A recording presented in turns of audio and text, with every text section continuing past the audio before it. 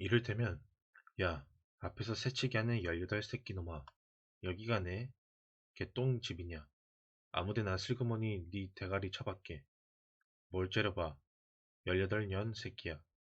이, 이 줄이 아무 줄이나 들락거리는 내 뭐뭐뭐인 줄 아냐? 당장 뒤로 돌아가, 뭐 같은 새끼냐 나. 너 귀에 뭔 물이 부어져 잘 안 들리십니까? 내가 하는 말씀이 네 번데기 뭐뭐 같습니까? 등등이다. 물론 상대방은 당연히 나를 인간 말종으로 알고 나서 시비 붙으려고 하지 않았다. 이렇게 하니 그 자리에서 불쾌감이 해소될 뿐만 아니라 즐거움마저 생겼는데 이 즐거움은 상대방의 기분을 얼마나 잡치게 만들었나는 확신과 비례하였다.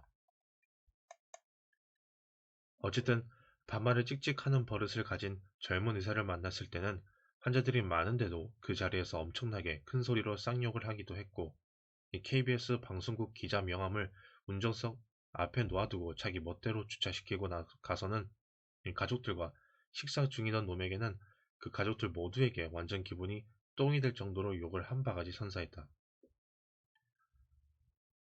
기사가 달린 검정색 고급 승용차가 깜빡이도 켜지 않고 갑자기 끼어들기를 할 때는 그 뒷좌석에 앉아있는 놈에게 가끔 시비를 거는데 야 이 뭐 같은 18새끼야. 기사 새끼 데리고 다니려면 운전교육부터 똑바로 시켜 처먹어.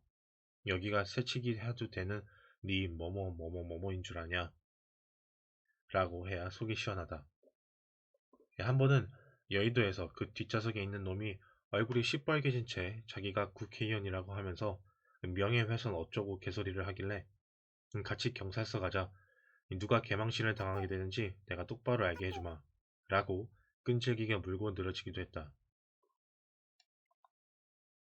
이 공공장소에서 애들이 시끄럽게 떠들며 돌아다니는데도 그 부모가 내버려 둘 경우 나는 처음에는 아주 듣기 좋은 점잖은 말로 이야기하지만 그 부모가 웬 참견이냐는 식의 반응을 보이면 즉시 저기 번데기 뭐만한 새끼들이 네 뭐뭐뭐뭐에 네 뭐뭐가 들어가 빠져나온 뭐뭐들이십니까?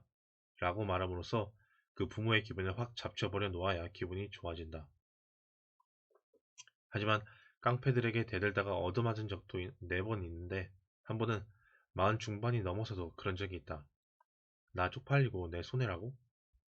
나는 나보다 강해 보이는 놈들에게 할 말도 못하는 것보다는 얻어맞더라도 덤비는 게 더 좋다. 아프기밖에 더 하겠는가. 그런데 당신 정말 지하철에서 담배를 피우거나 야간 열차에서 고성방가하는 녀석들에게 침묵하는 이유가 이 똥이 무서워서 피하는 게 아니고 이 더러워서 피하는 것이라고? 정말?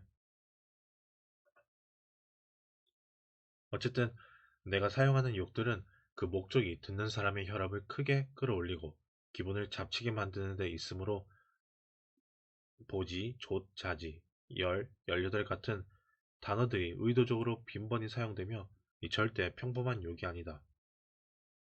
이 욕을 더럽게 하면 일단은 쌍놈 내지는 못 배운 놈, 인격 파탄자, 불량배 등으로 간주된다.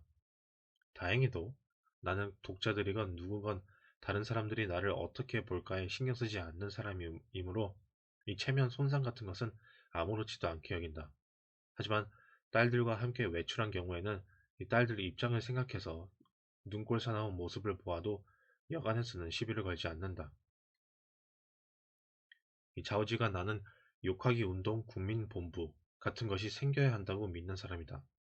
왜냐하면 이 남에게 피해를 주거나 공중도덕을 모르는 18 새끼들과 18년들에게 너무나도 관대한 것이 우리 사회이고 모르는 사람의 잘못을 면전에서 지적하는 것을 꺼려하다 보니 결국 못된 18년, 18 새끼들은 계속 자기 멋대로 행동하고 그 결과 이 사회는 개판이 되어 왔다고 나는 믿기 때문이다. 이 교통 질서를 예로 들어보자. 길게 늘어선 진입 차선 앞에서 버스나 택시나 화물차도 아닌데 끼어들게 하는 차량에 양보하여 주는 선량한 운전자들이 나는 싫다. 도대체 왜 그 얌체들에게 욕을 하지 않는가? 왜 새치게 하는 사람들에게 관대함과 너그러움을 보이는가? 왜 경적조차 울리지 않는가? 왜 차량 통행이 빈번한 2차선에서 한 차선을 막은 채 뻔뻔스럽게 비상등을 켠 채로 주차하여 있거나 인도까지 올라와 있는 자가용 차량 운전자들에게 야이 씹새끼야 라고 말하지 못하는가? 기사에게 불법 주차 상대로 대기하도록 지시한 사장 새끼들과 여러 종류의 씹새끼들이 차 뒷좌석에 탈 때 왜 욕을 퍼붓지 못하는가? 이 보행자 파란불이 켜졌는데도 차를 횡단보도로 진행시키는 개새끼들과 개 잡년들에게 왜 아무도 욕을 안 하는가? 그러니 그 새끼들과 그 잡년들이 더더욱 다른 사람들을 우습게 보는 것 아닌가? 그러므로 누군가가 그런 잡씹새끼 18놈들에게 욕을 하는 모습을 보게 되면 그 사람을 거들어주면서 다 같이 욕하자. 이 욕을 할 때는 상대방의 나이를 고려하지 말라. 이 나이를 웬만큼 처먹은 한국의 꼰대들은 학력, 학벌, 이 지위에 전혀 상관없이 이 잘못은 자기가 해놓고도 오히려 상대방의 말투나 나이 같은 것으로 꼬투리를 잡아 따지고 드는데 아주 익숙하고 이러한 경우 주변 사람들 역시 나이 든 사람의 잘못보다는 그 잘못에 대해 항의하는 젊은 사람을 무조건 탓하는 경우가 태반이다. 그러다 보니 수많은 연장자들은 자기 멋대로 행동하는 경향을 다분히 보이는데 이게 다 쌍욕을 처먹지 않아서 그렇다.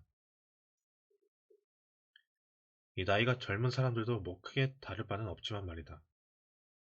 욕을 하다가 한 대 맞으면 어떻게 하냐고? 이 주먹으로 한 대 맞고 엄살을 좀 부린다면 최소 몇 주 이상의 상해 진단이 나올 것이다. 이빨이 부러졌다면 6주 이상의 진단이 나온다. 한 번은 나 대신 내 기사가 뺨을 한 대 맞았던 적이 있는데 2주 진단이 나왔고 게다가 일몰 이후였다. 2001년까지는 일몰 시간 이후에 맞았다면 가해자는 무조건 100% 형사처벌되었다. 지금은 조금 완화되었지만 여전히 상대방이 2인 이상일 경우 또는 일몰 시간 이후에 맞았다면 당신이 처벌을 원하지 않는다고 말하지 않는 이상 상대방은 반드시 형사처벌을 받게 된다. 전과자가 된다는 말이다. 여기서 일몰 시간은 기상청 발표 일몰 시간이기에 날이 어두워진 시간을 의미하는 것이 결코 아님도 알아두어라. 여름에는 날이 환한데도 일몰 이후인 시간이 많으니까 말이다. 어쨌든 당신이 왼뺨을 맞고도 오른뺨을 무상으로 내주는 예수가 아니라면 상해 진단서를 발부받아 경찰에 고소하면 된다. 경찰이나 검찰에서 합의를 종용하여도 상대방이 많은 합의금을 제시하지 않는 한 응하지 말라. 처벌을 원한다고 해라. 상대방이 유일하게 빨리 구속 상태에서 벗어나려면 수백만 원에서 경우에 따라서는 수천만 원의 위자료를 당신에게 주고 합의서를 받아야 한다. 최후의 승자는 결국 당신이 된다는 말이다. 욕을 할 때도 원칙이 있다. 첫째, 신변을 위협하는 말은 하지 말라. 네 모가지를 따 버리겠다느니 네 배때기에 사시미 칼이 안 들어가는 줄 아느냐는 식의 조폭식 화법은 절대로 사용하지 말라. 이 폭행죄에 해당될 수 있기 때문이다. 물론 당신이 그런 욕은 들어보기는커녕 알지도 못하고 한 적도 없으며 할 수도 없다. 고 정치인들처럼 딱 잡아댄다면 그리고 증인도 없다면 증거 불충분이 되겠지만 말이다. 둘째, 이 먹고 살기 바빠 보이는 사람들에게는 절대 시비를 걸지 말라. 길거리에서 택시나 화물차, 버스를 상대로 잘잘못을 따지지는 말라는 말이다. 양보와 용서는 사정이 조금이라도 나은 자가 베풀 줄 알아야 하는 덕목이다. 그러나 돈 있고 권력 있다고 남에게 피해를 주는 놈들과 이 중산층으로 보이는 사람들에게는 시비를 걸고 욕을 선사하라. 셋째, 절대로 흥분하지 말라. 욕은 얼음처럼 차가운 마음과 머리로 하여야 최대의 효과를 거둔다. 그래야 싸늘한 맛도 생긴다. 넷째, 아무리 화가 나더라도 상대방의 재산은 절대 훼손시키지 말라. 그것이 사소한 물건이라도 당신의 형법상 죄인이 되고 만다.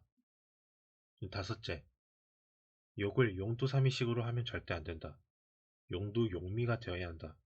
그러므로 욕 레퍼토리를 만들어 놓고 달달 외워라. 그리고 반드시 상대방의 잘못과 연관지어 욕을 하여야 한다.